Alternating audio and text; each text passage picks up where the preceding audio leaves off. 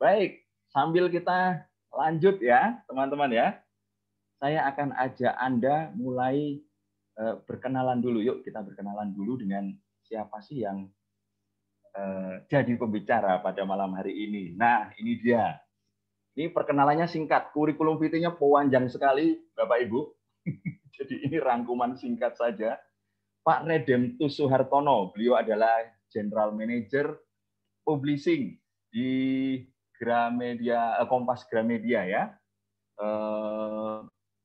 GM Publishing 3 itu membawahi 3 penerbitan utama, penerbitan besar di Gramedia, Kompas Gramedia. Bapak Ibu pasti udah tahu Grasindo, BIP, KPG dan ini ya, MNC ini yang suka komik masih ngerti ini ya.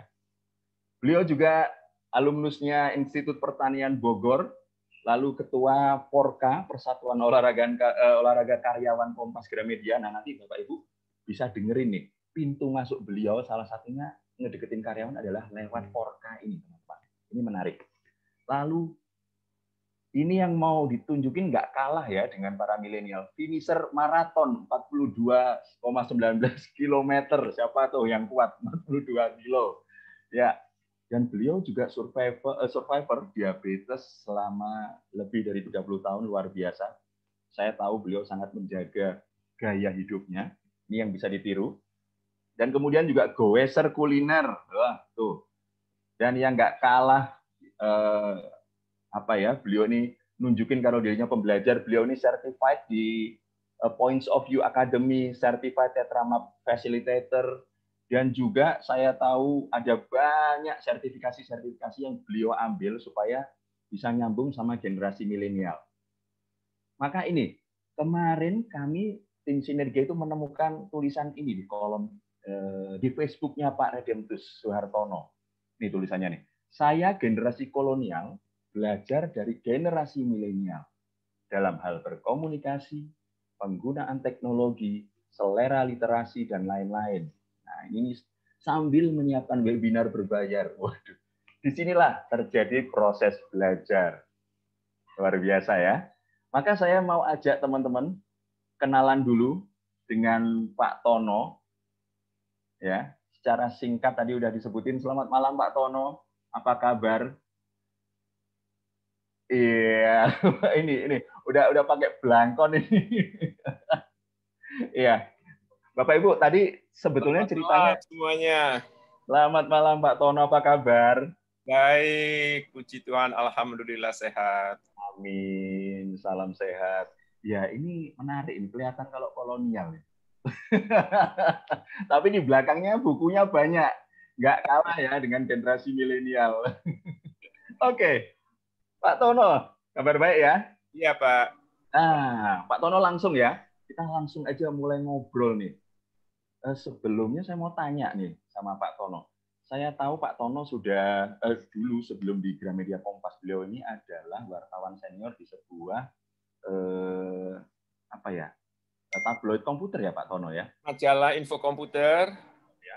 PC Plus, ada juga tabloid PC Plus, Chip, Foto Media, tablet rumah, tahu nggak tablet rumah? Nah, itu saya yang bikin tuh.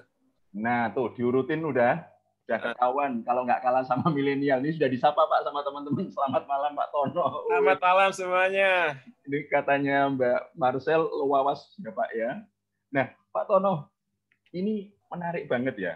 Pak Tono berarti kalau saya urut-urut ke belakang, timnya ini Pak Tono sudah ngalamin pernah mimpin tim berbagai generasi.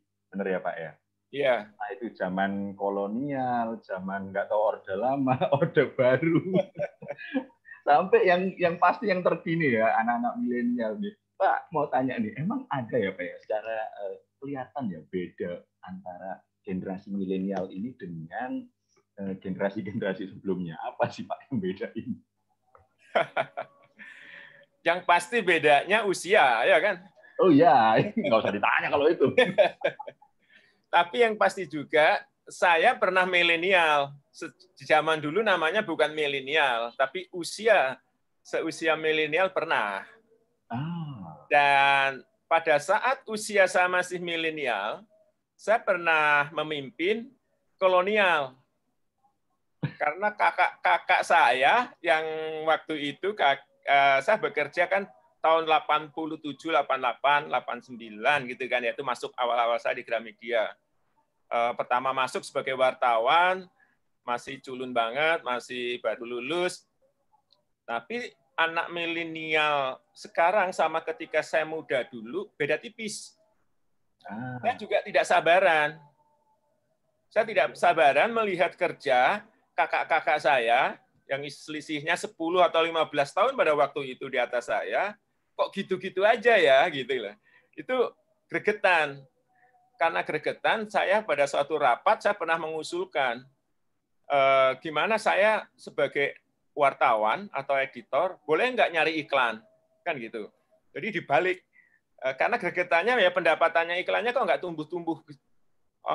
Saya ambil contoh aja pada waktu itu satu kali terbitan majalah dengan iklan 40 juta udah pesta-pesta tuh, udah makan-makan, udah kayaknya mencapai target itu. Bagi saya kecil banget ya, segitu udah makan-makan. Saya challenge dalam suatu rapat, ya, seorang Soehartono yang usia milenial pada waktu itu, gimana kalau 3 kali lipat atau 5 kali lipat baru makan-makan kan itu kan. Nah saya itu dijotai, itu nggak dijotai, didiamkan, dimarahin, hampir separuh lebih karyawan di kantor waktu itu.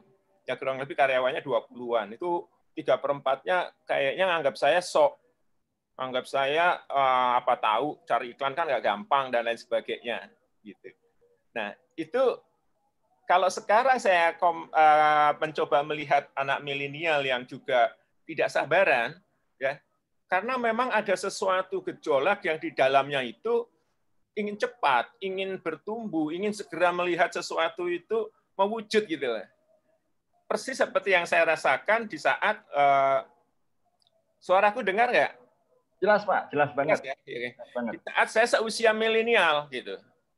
Nah, pernah saya challenge, ketika di challenge itu pada nggak berani bahkan berbalik saya dimusuhin, saya mencoba. Karena saya wartawan, akses ke perusahaan komputer di waktu itu lebih mudah dengan permintaan untuk interview pimpinannya, ya kan, dan para GM dan lain sebagainya di perusahaan komputer yang terkenal pada waktu itu namanya PT USI IBM. Itu kalau udah masuk sana dan punya akses ke sana, maka akan dengan mudah lah untuk dapat akses yang lainnya. Nah, saya menawarkan satu kondisi di mana pasang iklan di majalah info komputer itu, kalau nggak ada respon, nggak ada yang telepon atau apa, money back guarantee. Amerika biasa tuh Mas dengan money back guarantee kan itu kan. Ya, ya. Jadi bayangin loh, seorang milenial di zaman itu ya harus menghadapi kolonial yang juga nggak segampang anak sekarang, sehingga saya paham banget gitu kan. Paham banget kalau milenial itu juga pingin sesuatu yang kayak berontak gitu ya. Sesuatu yang dari dirinya ingin ditunjukkan. Tapi karena mungkin beda generasi, ya kalau sekarang misalnya saya tanya teman saya seumuran saya, wah anak milenial sekarang sok ya, mentang-mentang menguasai teknologi lalu kayaknya semuanya serba pasti bisa diselesaikan dengan teknologi dan lain sebagainya. Terus apa ya, nggak sabaran lah, pengen mengejar segalanya dengan cepat, serba instan dan lain sebagainya. Kalau saya karena ngalamin masa itu dan masih ingat masa itu adalah masa-masa di mana ingin segera mewujudkan, larikan saja ke objektifnya. Jika saja waktu itu saya juga ada yang nanya apa tujuanmu menaikkan iklan sampai 3 kali lipat, ya supaya perusahaan ini menjadi besar dan lain sebagainya, dan saya tahu caranya sebetulnya, walaupun belum pengalaman. Tapi cara pengetahuan itu saya dapat dari konsultan periklanan. Jadi itu kalau ada contoh ya, sapu tangan ya atau tisu gitu, sapu tangan kotak ya.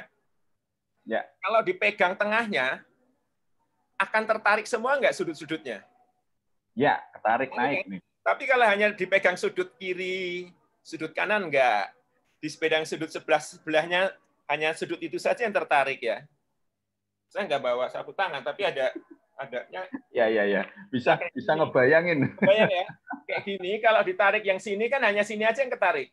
Ya. Yang tarik sini aja kan. Tapi saya punya ide waktu itu, tarik tengahnya. Nah, maka akan ketangkep. Semakin tinggi ketarik, maka akan ketarik semua. Itu tengahnya itu siapa di industri komputer? IBM. Bagaimana caranya? Bagaimana usaha bersama, baik itu redaksi maupun orang bisnis maupun orang desain dan lain sebagainya, yuk tarik tengahnya, tarik IBM dulu, tampilkan IBM itu di cover kita. Once itu berhasil, ternyata benar dugaan saya. Brand-brand yang lain mengikuti. IBM aja pasang iklan terus tuh, 3 bulan berturut-turut di cover lagi. Nah, saya cerita dikit, mengapa waktu itu lalu berani saya? Karena saya punya langkah berikutnya. Setelah Yes, pada waktu itu adalah iklan AS400. Mungkin teman-teman komputer kalau ada yang tahu adalah komputer AS400 itu komputer bukan mainframe, tapi di bawahnya untuk perbankan. Di zaman itu ya? Di zaman itu. Nah, saya tanya ke orang marketingnya IBM, kan gampang sebagai wartawan pura-pura interview. Ya nggak pura-pura lah, interviewnya beneran. Saya interview kepada GM marketing, siapa sebetulnya target marketmu untuk komputer AS400 ini? Ini orang-orang IT-nya IBM, IT-nya bank, punya enggak datanya mereka? Mau ngapain? Mau saya kasih gratis majalah komputerku. Oh, bisa, itu bagus tuh. Saya dikasih data 400 nama. Pada waktu itu saya masih ingat. 400 nama saya minta lengkap, lalu saya minta tulisan complimentary by UC IBM pada waktu itu. Disisipkan di majalahnya, kan gitu kan. Ya. Lalu diminta mengomentari iklan-iklan yang ada di cover-cover yang info komputer. Kebayangkan, 400 saya kirim. Terus 3 kali berturut-turut, sehingga lama-lama yang 400 itu menjadi pelanggan. Jadi saya dapat langganan dari mereka. Dan ternyata yang respon iklannya melebihi koran Kompas yang iklannya waktu itu. Tapi lama waktunya. Kalau Kompas kan pasang iklan pagi, siangnya udah banyak respon. Kalau di majalahku pasang iklan pagi 2 hari belum ada respon, seminggu belum ada respon. Tapi dalam 2 bulan kemudian responnya melebihi dan terjadi deal di mana-mana, dan koneksi saya dengan IT manager bank itu menjadi semakin dekat, dan mereka juga bisa menjadi pelanggan, komunitas, menjadi penguat majalahku untuk jadi iklan. Nah, poinnya itu. Gara-gara si anak milenial ya, Pak ya? Gara-gara si anak milenial ini dijotai bahkan, ya, tidak disupport loh. Itu saja meledak karena dia tetap ingin menunjukkan saya bisa gitu. Cara yang lain. Nah, Pak Tono. Ya. Saya cut dulu. Itu Pak, saya ngebayangin ya, Pak Tono di zaman itu, saya ngebayangin 2 hal. Yang pertama, ini tadi Pak Tono barusan sebetulnya kan secara implisit nyebutin bahwa anak milenial itu punya banyak potensi, begitu ya, 1. Iya. Lalu yang kedua, saya ngelihat nih, anak-anak milenial yang kayak Pak Tono di zamannya itu ya nanti akan tua ya, akan jadi kolonial juga gitu ya. Dan kemudian terjadi friksi gitu kan. Tapi gini, kalau anak milenialnya kayak Pak Tono semua enak, Pak. Semua langsung semangat gitu, wah hajar gitu. Tantangannya, ini pasti nih, Bapak Ibu yang lain pasti setuju ya. Anak-anak milenial sekarang itu macam-macam ya. Bisa ada yang bilang nih Pak, ada yang bilang enggak fokus, kayak kutu loncat kayak, terus maunya apa ya, bayarannya mahal tapi kerjanya sedikit ya, kurang katanya gitu. Tapi di sisi lain Pak Tono nunjukin bahwa ada potensi. Ini kan sebetulnya mau bicara gini nih, berarti pintu masuknya apa Pak? Oke. Nah, gimana caranya nyenggol anak-anak milenial nih, si kolonial nih? Iya.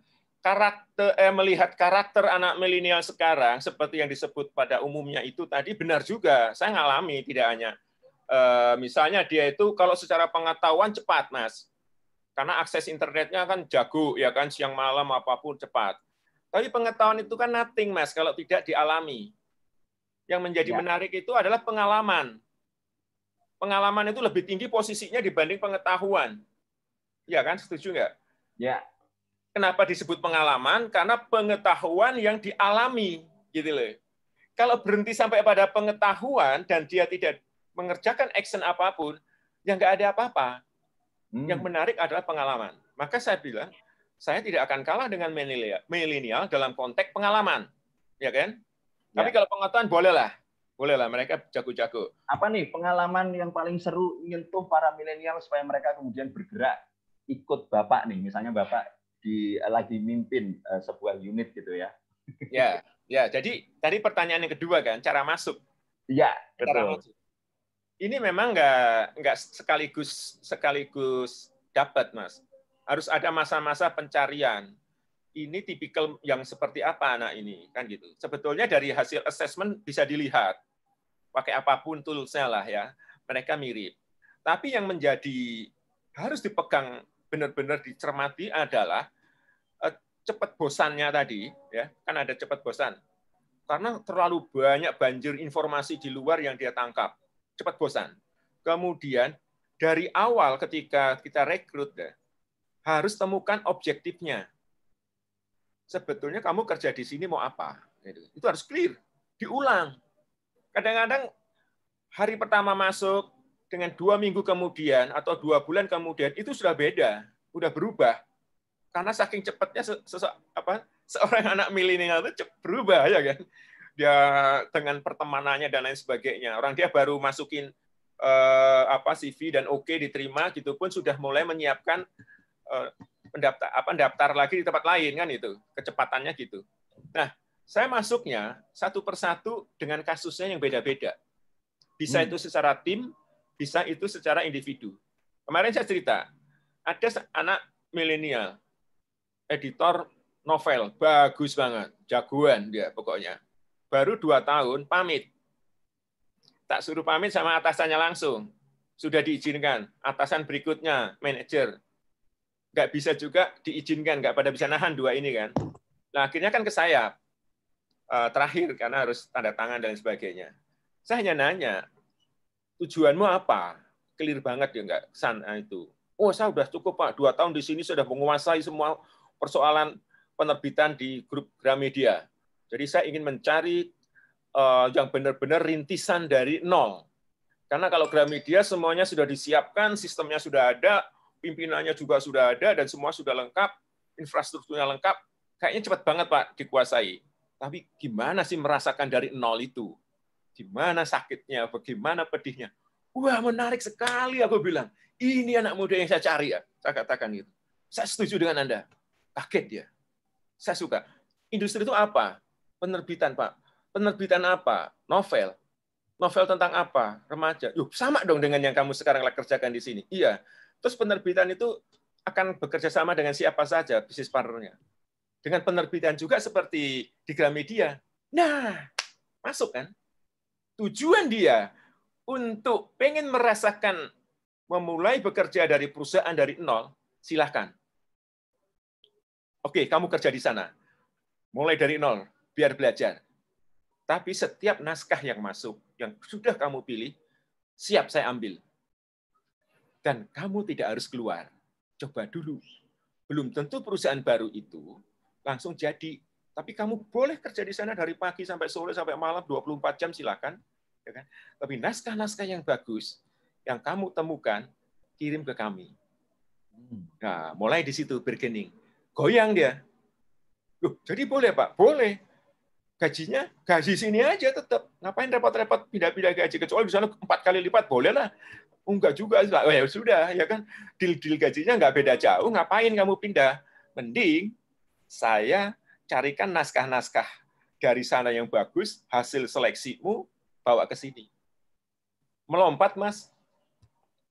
Ternyata naskahnya lebih banyak daripada dia bekerja di Gramedia yang sekarang ini, yang sebelum dia pindah. Tapi memang akhirnya tidak jadi pindah.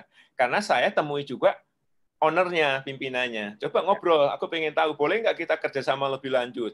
Novelnya bisa nggak nanti jadi produk-produk yang lain dan sebagainya, jadi film, jadi apa saja lah gitu. Wah, ini sekali tepuk 2-3 pulau terlalu ya. Jadi orangnya nggak jadi keluar. Ya.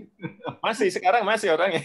Lalu malah dia bisa kerjasama dengan yang di tempat yang dia mau kerja itu ya. Pak Tono, ini berarti saya nangkepnya ada kata kunci ya. Tangkap dulu goalnya apa nih. Anak-anak itu mau kemana toh? Itu yang kita pegang dulu.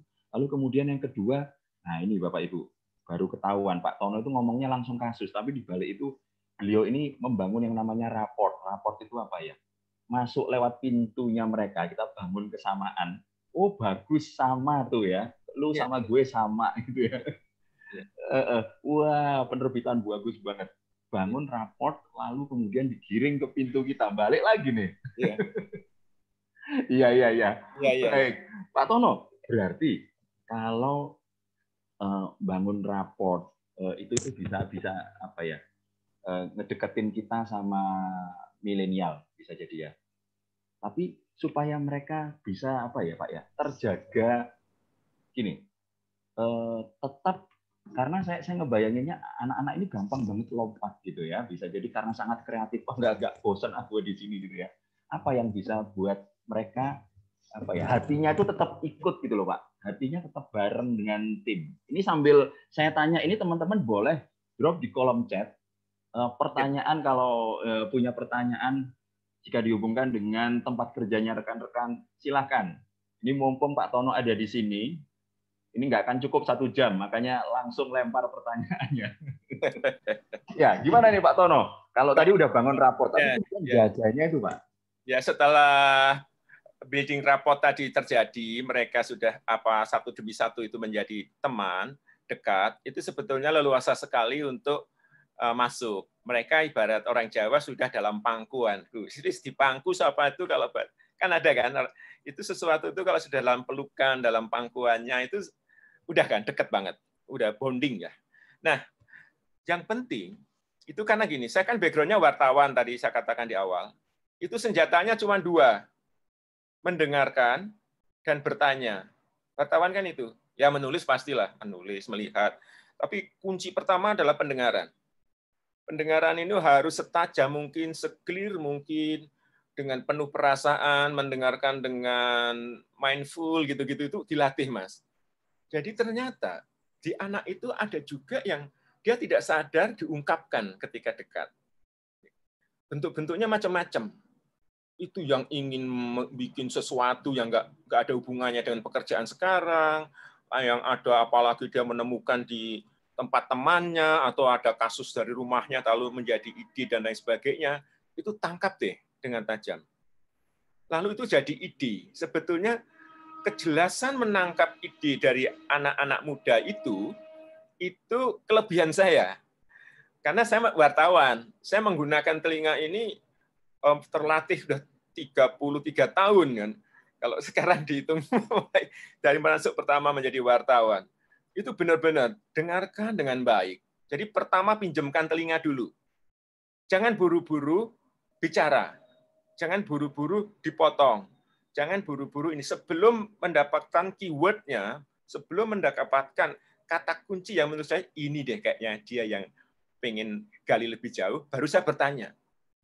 Tapi setelah mengumpulkan sekian keyword, gitu kan, saya benar-benar bertanya ke mereka dengan tajam, nyambung. Nah, di grup kami itu ada lomba inovasi, lomba ide. Pertama lomba ide dan lomba inovasi, 2 ini. Setiap tahun diadakan dan hadiahnya menarik lah, kalau juara 1 itu bisa 20 juta atau 15 juta gitu kan ya.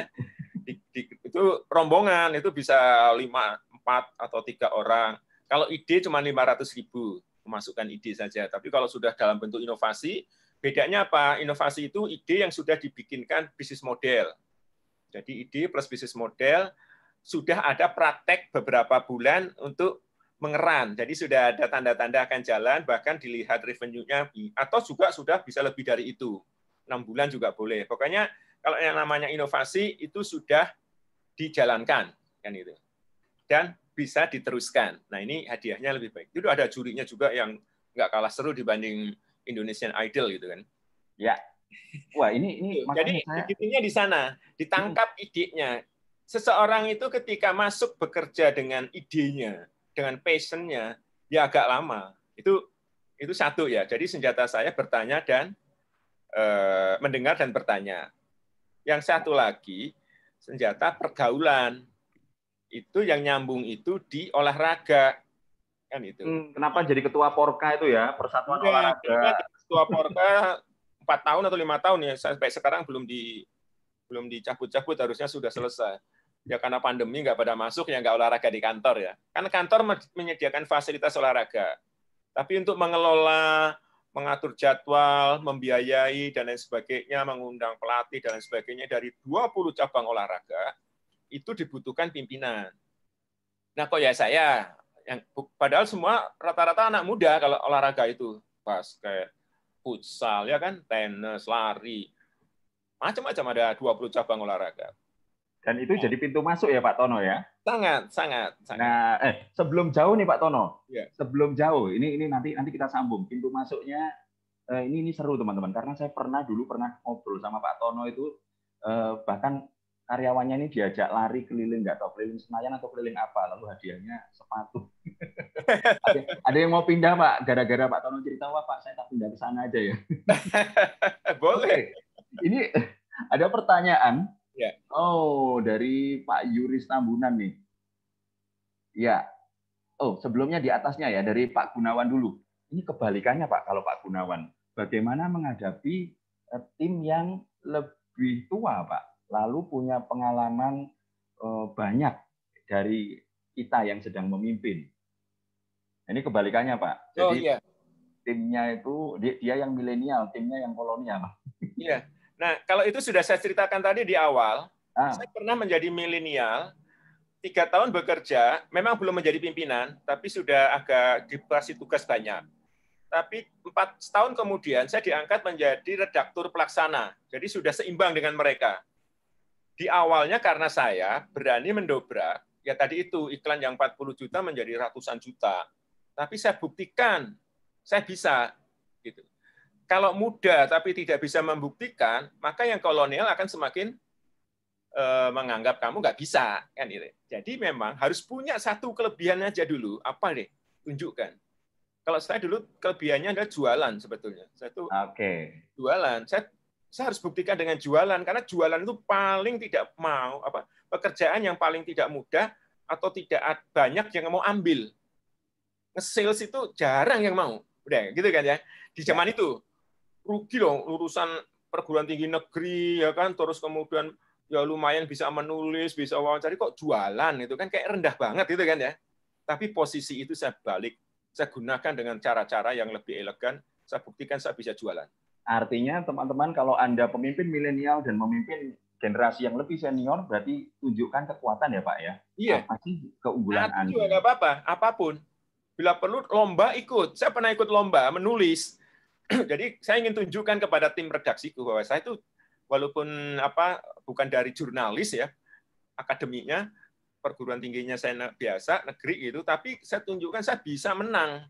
Pada waktu itu Indonesia 50 tahun, Indosiar mengadakan lomba menulis teknologi ya, tentang IT. Kebetulan tulisan saya dimuat di Kompas. Jadi saya ikutkan itu tentang IT pokoknya. Juara 1 atau 2 kalau Mas. Juara 2.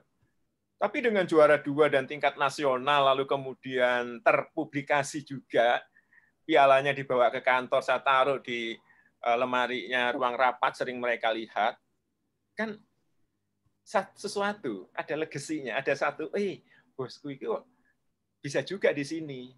Jadi ditunjukkan itu, apapun itu harus ditunjukkan, bahwa saya bisa. Satu aja kalau nggak bisa 2, kalau nggak bisa 3.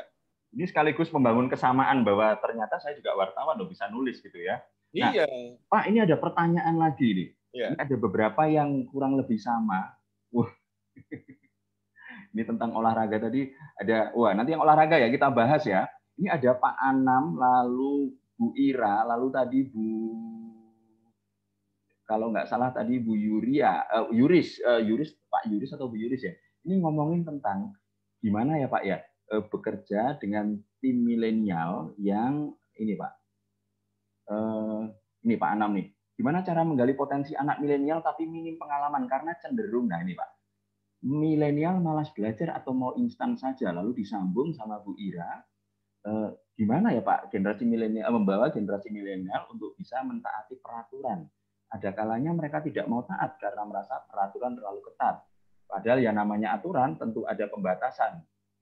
Nah, nih gimana ya Pak, ketemu dengan anak milenial ini sebetulnya kan beda gaya ya, bisa jadi ya Pak ya.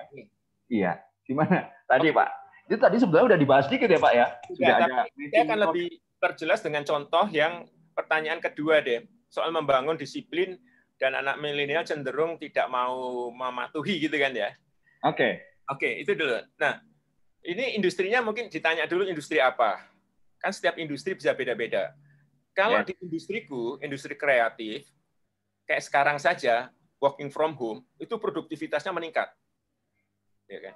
Produktivitas seorang editor, desainer, apalagi yang mencari naskah dan lain sebagainya itu meningkat. Dia menggunakan teknologi cepat dan dia bekerja mau dari jam berapapun terserah. Bahkan kadang-kadang kalau saya intip di WA grupnya, itu jam 11 malam masih diskusi cover. Gitu. Baru pagi berikutnya saya tanya tidurnya jam 2, jam 1. Tapi ya sampai siang tidurnya ya. Jadi kebalik. Bagi saya, peraturan yang kaku, yang ketat banget gitu ya, yang lalu tidak berorientasi kepada result, itu yang harus didiskusikan. Nanti bertahap, mereka akan mengalami peristiwa di mana nggak sanggup juga kalau sembarangan nggak ngatur jadwal dengan baik. Nanti saya ceritakan ada. Yang penting gini sekarang, temukan dulu output-nya yang akan kita kejar. Sepakat dulu dengan output. Toh saya yakin nggak semua tidak disiplin. Bisa dipilih mana nih informal leadernya di kelompok itu yang sering mempengaruhi teman dengan bahasa, kenapa sih masuk aja harus jam 8 misalnya gitu kan, kenapa sih gini. Itu dengarkan aja dulu. Nah, itu panggil deh satu. Nah, udah dijawab Pak, di institusi pendidikan. Wah, ini para guru. Di institusi pendidikan. Gurunya kalau nggak naati peraturan gimana muridnya? Nah, kalau institusi pendidikan kan sebetulnya guru adalah segala-galanya. Peraturan itu akan melibatkan ke orang tuanya juga, ya kan? Ini memang harus ada kerjasama orang tua dengan guru soal institusi pendidikan. Tapi pada anak yang nyeleneh, ya kan? Coba gali ada nggak sih sisi yang dia jagoan? Supaya nanti di jagoannya itu, misalnya apa deh, melukis atau menyanyi atau main musik atau apa, panggungkan dulu dia di posisi yang paling ngetopnya, lalu biar menjadi contoh. Nah, ketika dia sudah berhasil mencapai titik yang dia banggakan, bahwa saya ternyata hebat di sekolahan atau saya paling hebat di sekolahan di satu bidang, lalu bidang itulah nanti menjadi pintu masuk untuk memperbaiki dia dalam konteks-konteks yang lain. Kamu kan pemegang gelar juara 1, katakanlah apalah pemain bass misalnya, atau pemain drum, itu harus diikuti dengan karakter-karakter yang seperti ini, kan gitu kan. Kalau enggak itu lihat tuh artis-artis yang akhirnya kejeblos dengan apalah ya, dengan perilaku-perilaku yang tidak baik. Tapi itu masuknya tuh tetap dari menunjukkan dia itu hebat. Jangan ditekan bahwa aduh kamu tuh pemalas deh, pasti kamu terlambat lagi besok, pasti kamu besok tidak akan malah tambah malas lagi. Itu pasti akan tambah malas. Aku sudah di stamping kan, sudah dicap bahwa saya ini orangnya seperti itu, yang ngapain saya akan berubah. Bila perlu saya pindah aja sekolahnya atau saya nggak mau masuk sekalian. Jadi stamping jeleknya itu mulai dikikis. Karena jangan-jangan dia di balik itu ada stres yang besar, ada problem yang besar di dirinya, baik itu entah di rumah dengan orang tuanya atau apapun lah gitu. Jadi dia nggak stresnya itu hanya di jalan, jangan-jangan. Di rumah stres dengan keluarganya atau dengan tekanan orang tuanya untuk suruh belajar aja, ditanyain PR-nya, ditanyain macam-macam. Di sekolah ketemu gurunya yang tadi, yang stampingnya kamu anak malas gini-gini, dia damainya di mana? Damainya di jalan, ya kan? Di mall, di tempat-tempat yang nggak akan menekan dia dengan kondisi itu. Nah, ini yang harus dipelajari dulu. Wah, ini menarik, Pak. Ini ada tulisan dari Bu Ika Setia. Sebelumnya nih ya, Pak Dwinda Ruslan nih, Pak atau Bu ya. Ini menarik, nyambung dengan tadi. Menurut saya milenial ini hukum Maslow-nya terbalik. Basic need-nya itu bukan makan, pakaian, tapi basic need-nya itu need of achievement. Nah, nyambung sama Pak Tono tadi ya. Pintu masuknya, nah ini menarik teman-teman ya. Tadi saya mencatat beberapa kata kunci dari Pak Tono. Balik lagi ke goalmu apa. Ini bukan semata-mata peraturan ya Pak ya. Salah, bener, naatin aturan atau enggak. Tapi kembali ke goal. Dan untuk kembali ke goal, teman-teman, belajar untuk Pak Tono tadi bilang mendengarkan dan apa tadi Pak? Bertanya dan mendengarkan. Ya, cepat mendengarkan dan bertanya dengan tepat. Saya pernah ngobrol, Pak Tono punya mutu ini ya Pak ya. Nah, lalu diajak kemudian, yuk, nggak cuma diangkat kelemahannya, tapi diangkat kekuatannya juga gitu Pak ya? Iya. Wah, oke. Menarik nih. Bu Dwinda Ruslan, terima kasih. Outcome-nya, ayo teman-teman, achievement-nya kebalik nih. Jadi kalau yang punya tim milenial, ayo. Bisa jadi mereka ini bukan semata-mata, ya itu tadi katanya Pak Tono, kerjanya dibalik jam 11 malam. Need of achievement-nya yang diangkat. Nah ini ada lagi Pak. Nah Pak, tim saya milenial semua, dan saya cukup salut dengan banyak ide atau masukan dari mereka. Tapi menurut saya, para milenial ini kurang greget dalam melanjutkan action plan atas ide mereka sendiri. Jadi idenya banyak tapi minim action. Ya Pak, ini gimana Pak? Kalau ini kasusnya juga beberapa kali saya lakukan. Pak, saya hadapi persis kayak gitu. Dia hanya pinter melempar ide. Jago-jago melempar ide. Jadi kalau lomba ide, itu pesertanya banyak banget. Tapi sampai satu langkah menjadi action plan atau ada bisnis modelnya, udah menyusut. Itu sebetulnya seleksi alam, biasa banget. Ketika itu yang dominan, harus mulai diseleksi mana-mana anak yang lebih concern di ide itu. Belum tentu dia bikin action plan, tapi tanya lebih jauh, concern-nya seperti apa. Jadi komitmen atau concern, perhatiannya deh. Sampai sebatas mana. Jadi tipis-tipis masuknya, Mas. Nggak bisa langsung lompat menjadi semacam action plan atau business plan atau sampai hitung-hitungan laba rugi atau feasibility study kan belum sampai situ. Itu nanti bagian yang kita bangun dengan tim yang lain. Jadi ditempel. Kita membangun itu menjadi project, ditempel gitu kan. Terus pelan-pelan. Memang ini nggak mudah, tapi menurut saya once itu berhasil nanti menjadi satu teamwork yang lengkap dari pemain itu nggak kan harus bermacam-macam kan supaya musiknya bagus kan nggak hanya semua main drum kan. Harus ada semua pemain. Nah, disitulah mulai dicermati. Jadi awalnya dari ide itu, mana yang paling concern? Pilih satu ide dan dua ide saja, jangan semua ide. Buktikan dulu dari satu ide itu mereka tertatih-tatih kayak apa. Belajar dari kegagalan itu juga something untuk menunjukkan bahwa saya butuh orang lain. Supaya tidak egosentris, tidak selalu dirinya aja yang paling hebat. Ternyata butuh orang lain. Nah, itu harus dibangun dalam tim. Dalam tim benar-benar. Masuknya ini memang nggak mudah ya. Ini saya ambil contoh, ini contohnya agak ke belakang lebih jauh. Tadi soal anak SD nih bahkan, anak SD yang nilai rapot matematikanya tuh selalu 4 dan 5. Zaman dulu tuh merah. Ya kan? Kalau di rapot nilainya 4 atau 5 tuh merah. Nah, orang tuanya tuh kenal saya, Pak, gimana ngajari anakku matematika setengah mati gitu. Waktu itu saya baru selesai kuliah, baru mulai kerja. Kenapa, Pak? Ya dia senangnya main bola. Zaman dulu anak itu main bola. Pokoknya main bola, pulang main bola. Ke sekolah juga bawa bola, gitu, bola kaki kan. Ya sudah, Pak. Saya juga pemain bola. Saya jelek-jelek ini dulu pernah menjadi kiper dan lama dari SMP, SMA sampai klub gitu. Terus gimana? Oke, saya tangani. Kalau Bapak targetnya berapa? Ya 6 apa 7 deh. Aduh, oke, enteng aku bilang gitu. Anak itu saya datengin ke rumahnya, saya ajak main bola. Saya pakai sepatu, saya pakai kaos lengkap pemain bola, dan saya kiper. Saya ajak lari keliling lapangan dulu. Ya dong. Kan pemanasan. Saya tunjukkan bahwa saya, boleh juga nih pemain bola juga nih. Ini bonding juga kan. Jadi masuk kepada anak itu bonding. Bapak ini pemain bola. Iya, saya main bola. Ayo kamu tendangin deh. Saya kalau bisa gawangin, saya belikan es. Waktu itu minum es es krim atau apa, udah seneng banget. Iya, nggak ada satupun yang dua anak kakak beradik itu yang bisa jebol gawang saya. Nah, capek kan mereka? Capek minum, tak beliin juga es di bawah pohon. Saya ngobrol. Kamu pemain bola, tahu nggak ukuran lapangan sepak bola? Kalau jadi pemain bola nggak ngerti ukuran lapangan sepak bola, nggak bakal kamu bisa ngegolin. Buktinya tadi nggak bisa ngegolin saya. Berapa panjangnya gawang itu? Waduh, berapa Pak? Harus tahu. Yuk kita ukur dulu. Saya bawa meteran, diukur. Oh ya sekian meter, tingginya sekian meter.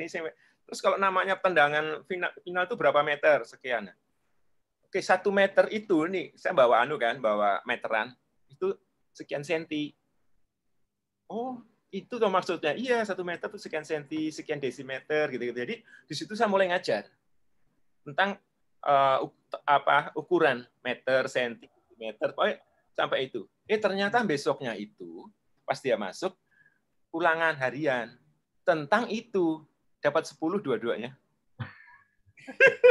Pulang pamer ke bapak ibunya luar biasa. Itu baru nilai ulangan harian yang mungkin porsi dimasukkan rapotnya berapa saya nggak tahu, tapi anak itu lah kaget, ibunya kaget. Jadi serumah itu kaget, gue kok pinter matematika, saya baru belajar sekali main bola. Padahal orang tuanya kesulitan. Kesulitan. Saya nggak pernah nyeritain tuh di awalnya bahwa saya ajak ini, terus anaknya sendiri yang nyeritain. Ya sudah, kamu main bola terus. Nah, Bapak Ibu, ini lagi ya polanya Pak Tono ini saya titeni ya. Lihat Bapak Ibu, dia gimana caranya matching mirroring ya, bangun raport dulu, ndak asal ini saya pemimpinmu gitu ya. Tapi lihat bagaimana, wah lari bareng. Ini saya kemarin beberapa hari lalu ya ngobrol sama Pak Tono, gimana caranya beliau ini baru datang ke sebuah unit usaha, jadi sebuah pemimpin di situ. Lalu caranya bikin boarding adalah ngajak lari keliling. Lalu dari situ malah jadi rapat. Gara-gara sambil lari itu habis lari jadi rapat. Iya. Ya itu ketika saya diminta pegang yang terakhir, Buana Ilmu Populer BIP, karena GM-nya udah pensiun, saya disuruh gantiin. Dan itu 80% milenial. Tempatnya di di mana di kerajinan itu di kota. Saya padahal kantornya di Palmerah, jadi saya harus bolak-balik ke sana. Ketika pertama saja perkenalan, ketika rapat di ruang rapat, banyak yang nunduk mainan HP. Ya, udah nyebelin kan? Wah, ini khas banget itu. Saya nggak direspek nih. Oke, siapa lo? Gak bilang gitu kan? Oke. Saya putus cepat-cepat aja. Saya nggak mau rapat dilanjutkan. Oke, terima kasih. Itu aja perkenalan saja. Saya seharinya mau sharing apa, tapi kayaknya nggak cocok sharingnya di sini. Aku diam kasih jeda. Di mana, Pak? Saya punya hadiah. Siapa yang tahu sepatu New Balance? Oh ya, tahu, bagus tuh Pak, gini. Untuk lari kamu tahu. Untuk maraton bedanya tahu. Beda lari 10 kilo, sepatunya beda-beda, tahu. Saya akan keluarkan 5 pasang sepatu untuk hadiah kalian yang bisa mendampingi saya lari di Monas, kan nggak jauh tempatnya, jam 6:30 pagi, keliling 5 kali, yang dampingin saya. Waduh, 5 kali lumayan, Pak. Ya, nggak apa-apa, kan tinggal saya nggak ngomong rutenya, cari rute pendek kan bisa juga. Nah, tapi di bawah pohon yang dingin, lari, yuk. Setelah 3 kali saya lihat mereka masih kuat, jadi saya terusin. Benar tuh, 5. Ada 5 yang kuat, benar-benar. Ya udah, besoknya saya beli sepatu pakai uang pribadi, cari diskonan lah, yang 70% kan banyak. Lalu besoknya saya bagikan ya sepatu itu di tengah-tengah mereka. Nah, during latihan keliling, saya minta HRD ikut, kamu beliin minum sama pisang, taruh di bawah pohon sama tikar. Kita akan istirahat di sana, stretching, pendinginan, sambil ngobrol. Di situ perkenalan, ngobrol. Karena ngobrolnya juga banyak foto, kan pada selfie-selfie itu kalau sambil lari, karena jarang masuk kantor pakai jersey olahraga lari. Jadi mereka senang banget foto bareng, foto gini. Lalu saya tanya, satu-satu sharing. Ternyata pada bisa ngomong pinter-pinter. Kasih 2 menit ya sama ngomong satu-satu. Pengalamannya lari kayak apa tadi, pengalaman gini kayak apa, lalu kemudian besok mau kapan lagi diadakan dan lain sebagainya. Tapi saya pengen melihat bagaimana cara mereka ngomong. Gitu. Intonasinya, gayanya, ekspresinya itu nanti yang akan saya koreksi. Nah, hari itu juga saya koreksi. Anda hebat-hebat semua presentasinya, ngobrol bagus gini. Yang tadi kurang ini, yang ini kurang ini, yang ini kurang ini, besok gini. Besok pagi jam 9 presentasi itu saya pengen tahu pekerjaan Anda satu-satu, lalu targetnya minggu ini apa. Nah, lo kena. Tuh. Dikerjakan itu. Banyak yang ini. Iya. Nah, teman-teman sekali lagi ya. Ini butuh usaha nih. Kalau Anda merasa bahwa gaya memimpin Anda cenderung kolonial gitu ya. Ini bukan masalah tadi mentaati peraturan saja, tapi bagaimana menyentuh hati ya, Pak ya. Iya. Menyentuh hatinya tim Anda supaya engage dengan Anda ya. Tadi Pak Tono udah kasih beberapa tips. Mulai dari bangun goal, bangun raport dengan cara mendengar, bertanya, lalu diarahkan kemana nih. Misalnya kalau tadi ada hal-hal yang relevan apa nih. Gitu. Ini artinya Pak, ini butuh coaching juga ya. Artinya pendekatan lalu ditanya. Kalau tadi disuruh milih beberapa hal yang paling relevan supaya fokus gitu ya Pak ya. Kan kadang-kadang tim ngerjain tugas nggak selesai. Ya. Fokus, ini kan perlu di coaching juga ya Pak ya. Iya, iya. Ini saya mau nyambungin Pak. Ada satu pertanyaan dari Bu Eli.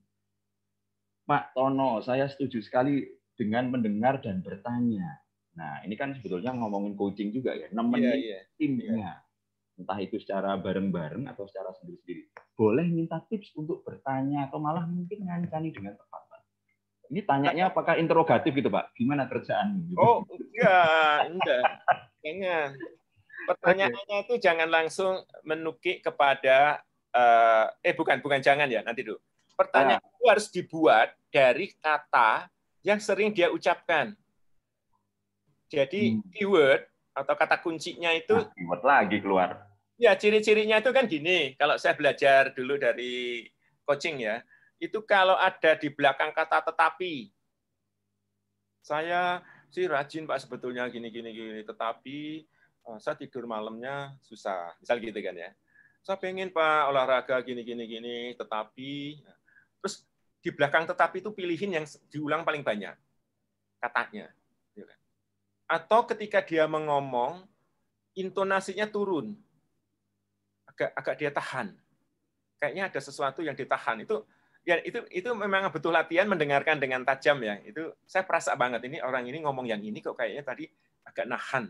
Ada yang ketahan di lehernya sampai nggak keluar sepenuhnya atau malah teriak. Nah gitu. Jadi baseline-nya itu ditemukan dulu. Oh, kalau ngomongnya sebenarnya seperti ini tuh orang itu datarnya, gayanya itu baseline-nya. Tiba-tiba ada yang lain, entah itu intonasinya atau naik atau turun atau diulang-ulang. Nah, kata itu dipakai untuk bertanya. Misalnya tadi, saya pengen sih Pak olahraga pagi, tapi malam itu saya susah tidur jam segini. Nah, udah. Itu ternyata diulang-ulang. Coba ceritakan perasaan apa yang kamu rasakan ketika mau tidur. Kondisi ketika kamu mau tidur itu seperti apa? Dia cerita, ya saya haus terus atau apa, gini. Pernah nggak dicek kesehatan? Nah, itu kan kita memberikan perhatian tuh pada anak ini. Kalau orang seperti ini biasanya lambungnya ada masalah, ada apa. Kita ada pengetahuan sedikit lah tentang, pernah nggak kamu cek gini? Iya Pak, saya sakit. Ternyata dia sakit mah. Nah, gitu kan. Nah, masuk ke situ sedikit, sambil memperbaiki problem dia sakit mah itu kan nyeri nggak enak banget kan. Pasti dia ketika saya beri nasihat tentang itu, dia ingat, gampang ingat. Gitu. Nah, lagi jadinya. Jadi temukan dulu pertanyaannya itu dari kata kunci yang diulang-ulang. Ternyata di balik itu dia memang ada sakit mah yang berat sehingga tidurnya susah, ya kan perutnya panas itu kan, sehingga pagi suruh bangun olahraga ya apalagi kan gitu. Kan harus diberesin mahnya dulu. Ya. Bila perlu dibantu, bila perlu dikasih ke dokter atau apa gitu. Wah, ini kalau kita bilang ini Pak ya, emotional communication ya. Ini heart to heart ini Pak. Dari hati ke hati. Nggak cuma ngomongin kerjaan berarti. Kerjaan itu belakangan, Mas. Teman-teman, kerjaan belakangan. Wah, ini tantangan ya. Ayo, siapa yang langsung datang? Ayo, targetmu mana gitu ya. Ini menarik nih, kerjaan belakangan. Misalnya nih, kerja itu kan ada 4 ya kuncinya ya. Kerja keras, kerja tuntas, terus kerja cerdas, sama kerja ikhlas. Oke. Paham kan ya? Coba di 4 ini butuh syarat apa? Supaya bisa kerja keras, kerja tuntas, kerja cerdas, kerja ikhlas. Butuh syarat dia sehat kan? Butuh syarat yang bugar. SDM yang bugar. Nggak mungkin SDM yang kurang tidur, sakit mah berlarut-larut, atau sarapan ngaco, minumnya hanya boba, minum apa tuh, minuman-minuman yang kayak gitu, terus ya nggak ada sehat-sehatnya gitu kan ya. Makannya juga itu dari pagi sampai malam, minum itu kenyang tapi nggak ada nasi, nggak ada nutrisi. Nah itu juga something kan, di belakang itu ini akan berdampak panjang.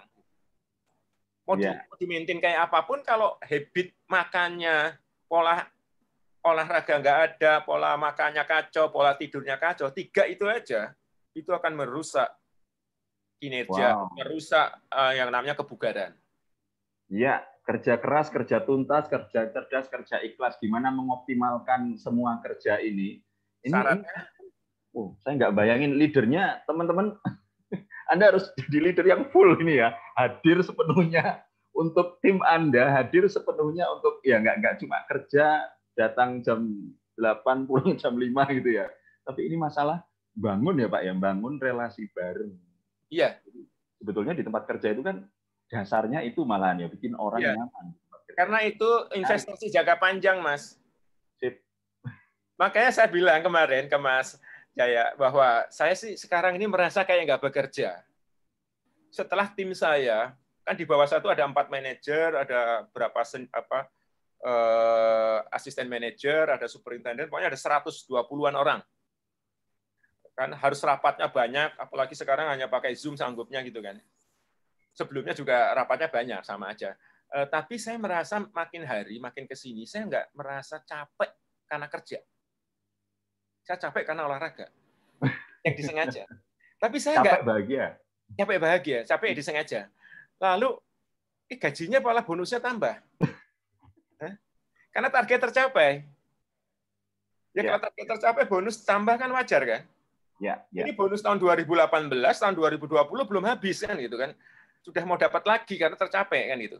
Nah, kok aku kesel ya gitu bahasa ini. Ternyata itu investasi zaman dulu saya yang berat. Yang untuk orang lain mungkin dipandang telaten amat, anak orang gini. Ngancani anak orang. Iya, anak orang gini. Menurut saya anak orang nggak apa-apa, bangsa Indonesia aku masih saya bangun. Sekarang ini anak psikologis saya, bukan anak biologis saya 1, tapi anak psikologis saya belasan. Itu gratisan pun saya kerja. Artinya bukan karyawan ya, artinya orang lain ketika memang dia mencari saya, nggak tahu dari Facebookku atau tahu dari IG-ku atau apa, pengen menjadi pelari ceritanya, pengen menjadi ini, kok ini aneh nih, opa-opa umur 60 masih bisa maraton, masih bisa ini, bisa naik gunung. Saya belum lama ini naik gunung. Gunung Gede Pangrango itu kan lumayan hampir 3.000 meter kan tingginya. Milenial. Ketemu anak-anak muda dipanggil opa, hati-hati opa, opa saya bantu. Tapi saya senang dipanggil opa, itu saya senang. Berarti kan saya di underestimate. Tapi ketika nyampe-nya sama, dia kagum. Opa kok sampai? Iya, kamu dari tadi berhenti makan Indomie di mana-mana, saya enggak, saya jalan aja. Gitu. Luar biasa Pak Tono. Ini saya jadi ingat Pak, tulisan di Harvard tuh gini. Yang bikin orang bisa kerasan di tempat kerjanya itu 1, Pak, pimpinannya. Lalu 2, budaya kerjanya, bikin nyaman atau enggak. Lalu 3, kesempatan untuk ada ruang untuk improvisasi. Ini omongannya Pak Tono ini terangkum. Itu yang nulis Harvard loh, Pak. Oh iya.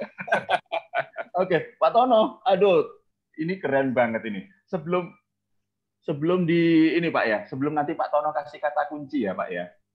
Ini teman-teman monggo ini, wah terima kasih, saya juga ikut jadi anaknya Pak Tono. Iya. Terima kasih teman-teman. Nah ini sebelumnya saya mau berbagi juga, Pak Tono mohon izin sebentar nih. Nyambung dengan sesinya Pak Tono. Ini saya juga mau share sedikit tentang ini Pak. Nah teman-teman, di Sinergia itu kami juga secara rutin sebulan sekali itu selalu mengadakan sebuah pelatihan tentang leadership. Dan ini nggak tahu Pak Tono, nyambung banget ya. Seringkali apakah Anda ini pemimpin yang kadang-kadang nggak jelas mau kemana, harus ngapain, apakah clueless, apakah Anda seorang pembelajar kayak Pak Tono tadi ya, apakah Anda seorang praktisioner yang langsung praktek juga, apakah Anda juga optimizer dan charismatic leadership. Nah, teman-teman, Anda boleh download di sini. Sinergia menyediakan sebuah 19 guidelines untuk membangun karisma leadership Anda. Ada leader self discovery tools. Anda boleh download secara gratis kalau Anda ingin tahu kualitas sejauh mana karisma Anda sebagai seorang leader. Nah, boleh download gratis. Dan kemudian Anda juga, ini Pak, ada training Be Dare to Lead, teman-teman. Pelatihan workshop, lebih tepatnya tentang kepemimpinan. Dan kok ya nyambung dengan Pak Tono, bahwa kita akan belajar bagaimana sih bangun value kita, lalu bangun heart-to-heart communication. Dan Anda boleh klik di ini link yang sudah disediakan oleh Sinergia, teman-teman. Sudah 4 batch dan beberapa workshop in-house juga. Dan silahkan nanti kalau mau tertarik untuk segera bergabung dengan workshopnya, Anda boleh difoto lalu di screenshot, teman-teman. Karena tinggal 10 akses saja. Kalau Anda screenshot ini, kupon 100.000, Anda akan dapat diskon 100.000 di sesinya. Ya, oke. Ini sedikit share tentang Be There to Lead, teman-teman. Tapi sebelum closing nih, Pak Tono, ya. Kata kunci, Pak. Untuk jadi seorang leader yang walaupun kolonial, yang walaupun belangkonan, tapi dicintai oleh timnya. Ya. Kalau gitu kata kuncinya apa, Pak, kalau mau dirangkum? Kalau dirangkum dengan satu kata, selesailah dengan dirinya sendiri dahulu. Aduh. Selesai. Kalau kita sendiri masih belum bisa lead by example, artinya belum bisa mengelit diri saya sendiri, itu akan sangat berat. Gitu. Jadi vibrasi energi yang keluar itu tidak membantu, tapi menghambat. Ya. Ambil contoh. Ketika saya minta anak-anak semua atau teman-teman, yuk kita olahraga, jaga makan dan tidur cukup supaya besok bekerja dengan baik. Apalagi masa pandemi seperti ini, hal-hal itu sangat penting, menjaga diri, ya kan? Imunitas juga akan bisa dibangun kalau kita cukup olahraga, cukup akan bergizi dan sebagainya. Itu saya ulang-ulang. Tapi efektif dan tidaknya itu tergantung yang ngomong juga.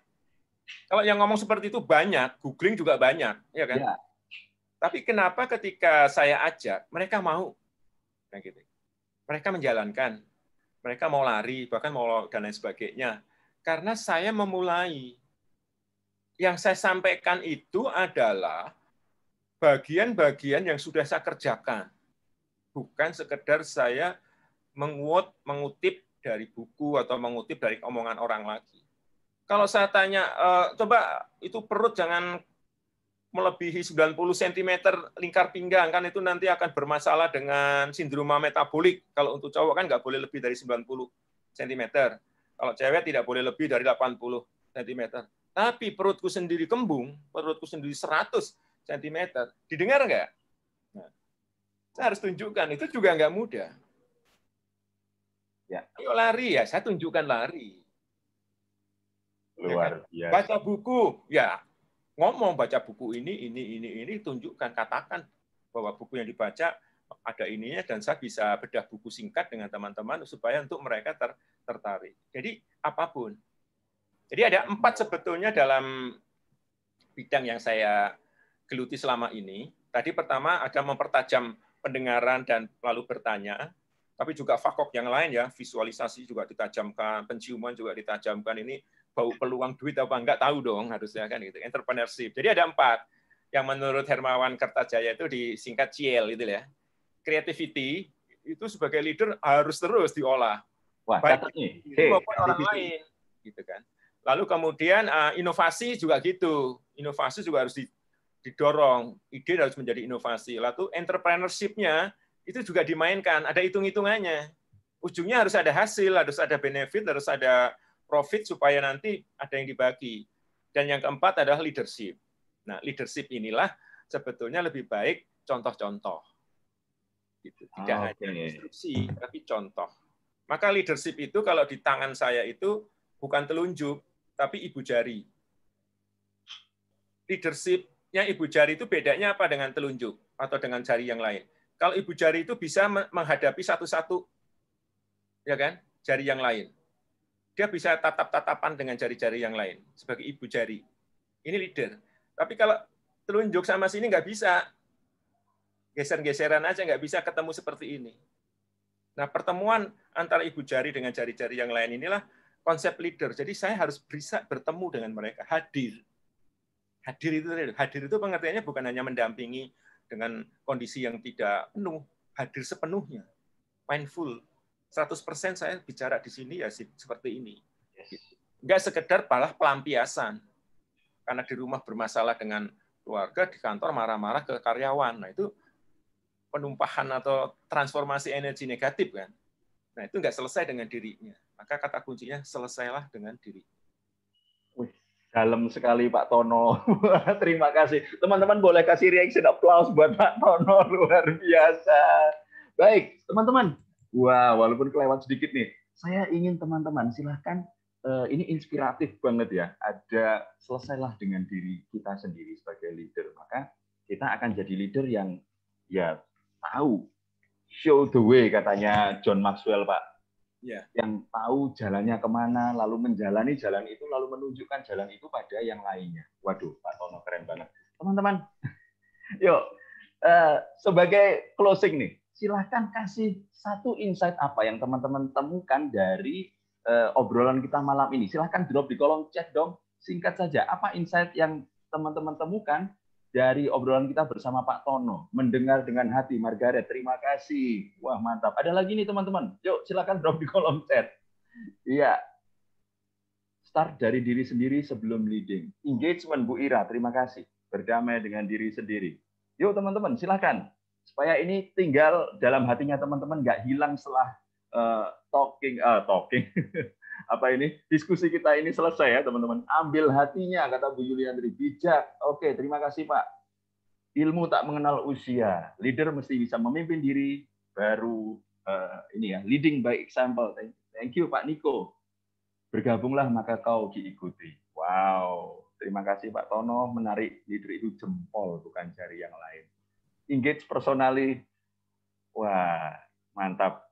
Pak Tono, luar biasa ini. Teman-teman, monggo, silakan. Boleh drop di kolom chat. Teladan perlu, Bu Nur. Terima kasih, teman-teman yang sudah drop insight-nya Pak Tono. Terima kasih banget. Sama-sama. Malam ini. Semoga bermanfaat. Sangat bermanfaat, Pak Tono. Lain waktu diundang lagi, boleh ya, Pak ya? Boleh. Leaderstop episode berikutnya. Teman-teman, boleh dong. Kalau mau request ke Sinergia, nanti boleh nanti lewat linknya Sinergia atau IG-nya Sinergia, boleh drop ide-ide, boleh ya. Baik. Yang menarik lagi kalau ada kasus yang lebih fokus. Nah, nanti ya Pak ya, ke depan kita akan ya makin fokus dengan kasus.